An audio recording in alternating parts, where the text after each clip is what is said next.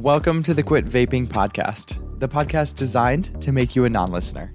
In this show, I'm not going to scare you away from a life of vaping. What I am going to do is show you just how good your life can be without it.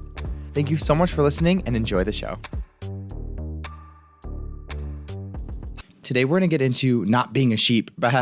So that's my best sheep impersonation. So in the course, and one of my main things I talk about in my life coaching in general is there's two types of thoughts. There are conscious thoughts and there are unconscious thoughts.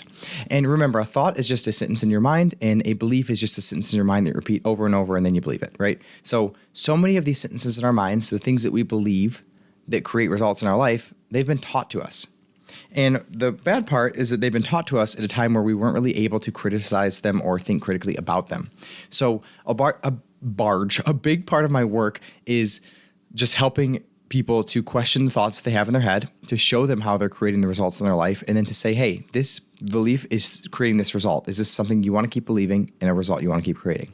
So when it comes to vaping, we have so many thoughts that are not our own. They have been taught to us. They've been taught to us by a whole bunch of things, right? By movies, by TV, by Hollywood, by the vaping companies, by our parents, by the people around us, by our friends growing up. And it's like, as an adult that creates the best version of their life, you have to learn the skill of questioning your thoughts and making sure that once you see how it's creating results in your life, you can decide if you want to keep it or not.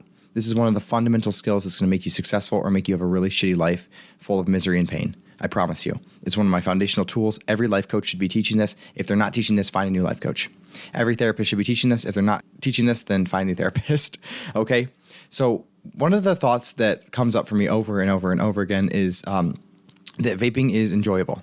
And that's actually a thought that I've kind of gone back and forth on, but it's one that I'm questioned. And because I had the ability to question it, I've taken the time to become aware of it and how I am with vaping, I was able to quit, literally. So one of the big examples I use is I love rollerblading. I love rollerblading. Like, everything about rollerblading to me is enjoyable. Everything about it.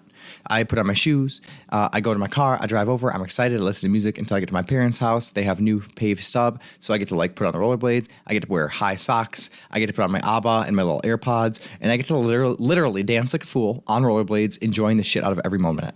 So that's what it looks like to enjoy something. Now, when it came to vaping, it was a completely opposite experience. I was shameful. I was guilty. There was no enjoyment. The only positive emotion I got, which I wouldn't really consider positive, was relief. So I asked myself, is this actually something I enjoy? And I started to pay attention to how I was acting with nicotine. And I found out that nicotine was used in my life a lot differently than things I actually enjoyed. So I stopped telling myself I enjoyed it. I said it was something that provided relief. I did believe that. It did provide relief from the anxiety it was creating, but it wasn't actually something I enjoyed that much. Even when I would sit back, imagine, I was at a party and I'd sit down, take a deep drag, I'd take a swig of my beer, and I'd be like, that wasn't enjoyable. That was relief because I was so anxious before I hit that thing because of the drug addiction that I needed to hit it in order to feel what I thought was enjoyment. So you want to pay attention between the nuances of your emotions to decide if you actually enjoy vaping or not. And that's for you to decide. I'm not here to brainwash you to think that you don't enjoy vaping at all. There were times I hit it where it felt really good, but then I want to question, is this actually enjoyment, or is this just because I'm addicted to it? Is this actually enjoyment, or is it because I was really anxious before I hit this and this helped me avoid the anxiety? Right? When I go rollerblading, I don't have to avoid any anxiety. I'm actually doing it to feel good about my life in the moment and after the moment because I've exercised, so I feel even better about myself after I do it. With vaping, no, not the same. So don't be a sheep, right? What beliefs are you having about vaping? And you can just question yourself. I tell you guys all the time, I know people are so fucking lazy. I love you guys so much. I really do. That's why I do this shit. But you're so lazy. Take 5 minutes of your day to day to just write vaping at the top of a piece of paper and then write down all the thoughts that come into your mind about it that you believe. I would imagine you believe it helps with anxiety. I'm imagining you think you enjoy it. I'm imagining you think that it's good for courage or for concentration or relaxation, or it's not so bad compared to smoking. And it's why don't you just question all those things? And I'm not saying with a judgmental picture in mind. That's not what you do. You do not do this work from judgment, ever. Life coaching is not judgmental. It's curious and it's compassionate. I actually don't know what's best for your life. I say this to people all the time. I mean it. People are like, oh, you must be anti-nicotine. I'm not, actually. I know for my life, once I got curious and started doing this work, that I found out actually it wasn't the best thing for me, but maybe it's the best thing for you to be addicted to nicotine. I don't know. Why don't you question it? Why don't you figure out the beliefs that are leading you to desire nicotine, and then you question them to see if you want to maintain them? Because most likely, a lot of the things that are that you're believing about nicotine, about vaping, that is leading you to vaping and being an addict, the reason that you have those beliefs isn't because they're your own. It's because they've been taught to you at a time where you didn't know you could question them. So like a lot of this work is just questioning things we believe. And you might find that right when you find a belief in your head, you're like, why do I believe that? That's so stupid. And then you can just eliminate it. And you might find that, hey, actually, I do believe that vaping helps with anxiety. And maybe you'll choose to keep believing that and you'll find proof for it. But what I want you to know is that you can find proof against that belief too. And you do this work with curiosity instead of judgment, because the minute that you judge yourself for having a belief, you actually close yourself off from doing this work. It's not going to help you to judge yourself. The reason we do thought work, the reason we question our beliefs, it's to compassionately decide what's going to allow us to create the best life that we can have. So beliefs that I have are like, I don't believe I'm a nicotine user. I genuinely believe that. And because I have that belief, I genuinely don't see myself using nicotine ever. Even when I'm around it, I'm like, I don't want that. I'm not someone who uses nicotine anymore. I used to be. I choose to believe that if I want to vape, I can. And that belief actually just gives me so much relief being around vapors. It's like I'm not white knuckling it. I just believe if I want to hit it, I can hit it. I believe that vaping does not help with anxiety. And this is actually a belief that I've done a lot on. I teach a lot on this one. But drug addiction does not help with anxiety. It creates anxiety, and then it relieves the anxiety it's created. But the actual anxiety that you want help with, like the normal anxiety that comes with life, you don't need drugs for that. And when you add drugs in to deal with that, it actually makes the problem much bigger than it has to be. And I want you to see anxiety as not a problem. This is a belief I have. Anxiety is not a problem. It's totally normal. And when you can see negative emotions as normal, in a normal amount, right? I'm not talking about a clinical amount of anxiety here where you're like on the floor, crawled up in a ball crying.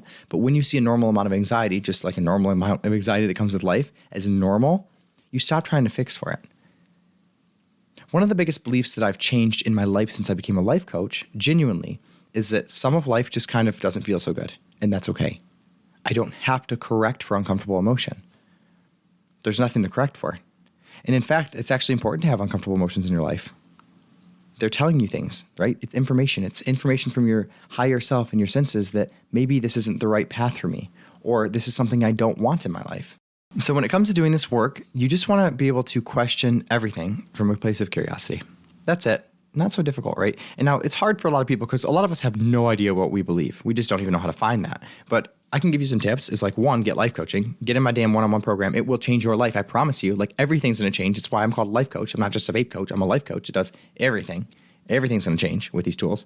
But another way that you can find it without hiring a life coach is by like looking at the results you have in your life. If you are addicted to nicotine, if you are a vapor, the reason you're a vapor is because you have belief systems that somewhere in your life it's benefiting you or that you enjoy it. That's it. That's why you vape, right? If you didn't believe anything that was going to create addiction, then you wouldn't have the addiction. That is how your mind works. It is that simple. Your thoughts, which are optional, create your emotions, which drive your actions, which create your results. That's it. So if you don't know what you think and you believe, check into your results and work backwards. If I'm someone who vapes, like my result is I'm addicted to nicotine, I'm a vapor, and the actions I'm taking to get there is vaping, what is the feeling that must be creating that result? Probably an urge or a desire to vape. Where is that coming from? The belief system that it's going to help me, that it feels good, that I need it, that it helps with anxiety, that my dad did it when I was a child and it looked really good and tasty. Like my dad used to stand outside and smoke cigarettes in the like center in the heart of a Michigan winter. Well, he smoked inside too, but when I was really little, he would smoke outside. So that changed as things progressed and he got lazier. But like literally as a kid, as a 3-year-old kid who didn't have thought work, who couldn't actually question the world in a critical thinking way, I had no part of my brain developed for that. I learned that nicotine is so good, it's worth standing outside without gloves, without a jacket, and freezing my ass off to hit a cigarette. That must be really good. That's what I learned. And it wasn't until I was like 24, 25 years old as an adult where I was able to understand that I can go back in time and question these beliefs. I didn't even know I believed that. I didn't know I had those memories that had created beliefs. I had to do this work and genuinely build awareness from a place of deliberate awareness creation, right? And that sounds fancy, but all I'm saying is just start to pay attention to what you're doing and why do you think you're doing it. That's it. So many of us are sheep in life. And this is actually what's going to create a life that you don't want, by the way. If you're like working in a 9-to-5 job or you had a 4-year degree that you didn't want and now you're in a job you hate and now you're like over drinking on the weekends and you're just not happy and like you're in a relationship that you think you have to be in but you hate, like the reason that you're in that relationship, I promise you, is because you're believing things. And the reason you're believing those things is because other people have told you that you should. It's so funny I said that because as I'm doing this podcast, I'm like looking behind my shoulder where my psych degree is. And I'm like, the only reason I got that psychology degree is because other people in my life told me that in order to be successful, I have to get a degree. Like, you guys, my mom literally got a law degree. She went to school for like 8 or 9 years to get a degree because her sister got one and because her dad thought that she should get one. She spent 9 years of her life doing something that was inspired by someone else's dream because they thought they knew what was best for her life.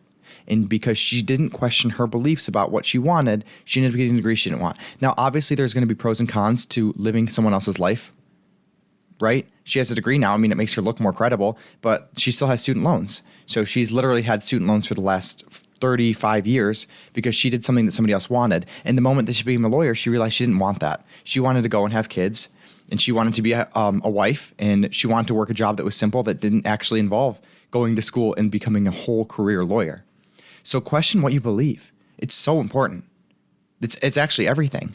The reason why so many people end up in their parents' lives isn't because like some divine intervention or because they're doomed or destined to. It's because they've been taught things that they do not question. It's so important. That's like what that's what generational trauma is, by the way. It's things that people have gone through that have formed beliefs in their mind, and then they teach those beliefs to their offspring.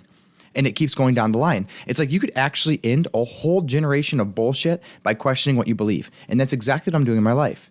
Thank you so much for being here today. Don't be a sheep. I wanted to do that again so bad, so I got to. I'll talk to you guys next week. What's up, guys? I hope you're enjoying the show and that each episode is bringing you one step closer to becoming a non-listener. If you'd like to take all this information to the next level and finally quit vaping for good, you can check out the course link in my bio. Have a great day. See you next week.